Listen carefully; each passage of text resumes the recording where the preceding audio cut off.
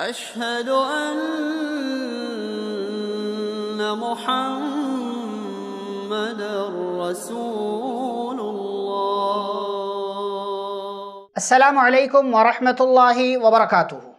معزز ناظرین، پچھلی گفتگو میں ہم یہ بات بیان کر چکے ہیں کہ پیارے نبی صلی اللہ علیہ وسلم حلیمہ سعدیہ کے گھر میں موجود ہیں، 2 سال کے ہو چکے ہیں، آپ کا دودھ چھڑایا جا چکا ہے، دودھ پینا اب آپ نے بند کر دیا ہے۔ حلیمہ سعدیہ رضی اللہ تعالی عنہا کہتی ہیں پھر اس کے بعد ہم نے اس بچے کو اس کے گھر اس کی ماں آمینہ کے پاس پہنچا دیا، لیکن جو ہم نے اپنے آس پاس اس بچے کی موجودگی سے برکتیں دیکھی تھی، اس سے ہمارے دل میں یہ خواہش پیدا ہوئی کہ تھوڑے دنوں تک یہ بچہ ہمارے پاس اور رہے۔ چنانچہ ہم بچے کو مکہ لے کر کے تو چلے گئے، لیکن ہم نے وہاں جا کر کے اس بچے کی ماں سے اس خواہش کا اظہار کیا۔ چنانچہ ہماری خواہش کے احترام میں اور اس بچے کی خاطر اس بچے کی ماں نے ہمیں تھوڑے دنوں تک اور مہلت دے دی، اور اس طریقے سے یہ بچہ ہمارے پاس موجود رہ گیا۔ پیارے نبی صلی اللہ علیہ وسلم بنو سعد کے محلے میں بچوں کے ساتھ کھیلتے تھے، کودتے تھے، جو بچے دیگر کام کرتے ہیں وہ آپ صلی اللہ علیہ وسلم بچوں کے ساتھ کیا کرتے تھے۔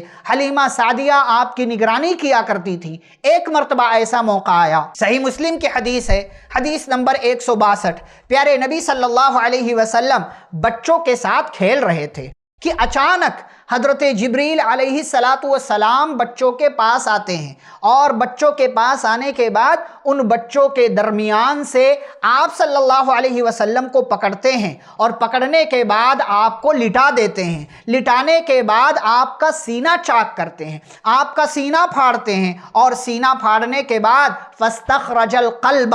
دل کو نکالتے ہیں، اور دل کو نکالنے کے بعد فاستخرج منہ علقۃ، اس دل سے ایک لوتھڑا، خون کا لوتھڑا نکال کر کے باہر پھینک دیتے ہیں، اور کہتے ہیں ھذا حظ الشیطان منک، یہ آپ کے جسم میں، یہ آپ کے دل میں شیطان کا حصہ تھا جو نکال دیا گیا۔ ثم غسلہ فی طست من ذہب بماء زمزم، پھر اس دل کو حضرت جبریل علیہ السلام سونے کی ایک تشتری میں، سونے کے ایک پلیٹ میں رکھتے ہیں، اور اس کو زمزم کے پانی سے دھوتے ہیں۔ ثم لآمہ، پھر اس کو اسی کی جگہ پر فٹ کر دیتے ہیں، اور اس کو مکمل طور سے صفائی کرنے کے بعد جہاں وہ دل موجود تھا وہیں پر لگا دیتے ہیں۔ وجاء الغلمان، اس طریقے سے یہ دنیا کا سب سے پہلا آپریشن تھا جو حضرت جبریل علیہ السلام نے کیا، اور جو پیارے نبی صلی اللہ علیہ وسلم کے ساتھ یہ واقعہ پیش آیا۔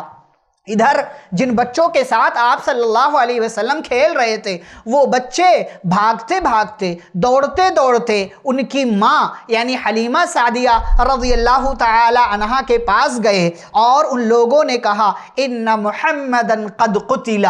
بچے من کے سچے ہوتے ہیں، جو دیکھا وہی بیان کر دیا، ان کو حقیقت کیا معلوم۔ بچے جو آپس میں ایک دوسرے کی فکر کیا کرتے ہیں، کوئی لڑائی نہیں، کوئی جھگڑا نہیں، کوئی اختلاف نہیں، بس دوستی دوستی دوستی ہوا کرتی ہے۔ اپنے ساتھ کھیلنے والے ایک بچے کے ساتھ اتنا بڑا حادثہ دیکھا، گھبرا گئے، بھاگ بھاگ کر آئے ان کی ماں حلیمہ کے پاس، اور کہا کہ محمد کو قتل کر دیا گیا صلی اللہ علیہ وسلم۔ فاستقبلوہ، لوگ، قبیلہ، علاقے کے لوگ بھاگتے ہوئے آئے۔ بچے باہر تھوڑا محلے سے کھیل رہے تھے، اور جب محمد صلی اللہ علیہ وسلم کے پاس پہنچے تو دیکھا کہ ان کا رنگ بکھرا ہوا ہے، رنگ اڑا ہوا ہے۔ جبریل جا چکے ہیں، کام ہو چکا ہے، آپریشن ختم ہو چکا ہے، لیکن وہ بچہ یعنی محمد صلی اللہ علیہ وسلم، ان کے چہرے کا رنگ اڑا ہوا ہے، اور وہ وہاں پر کھڑے ہیں۔ حضرت انس رضی اللہ تعالیٰ عنہ کہتے ہیں، جو اس حدیث کے راوی ہیں، کہتے ہیں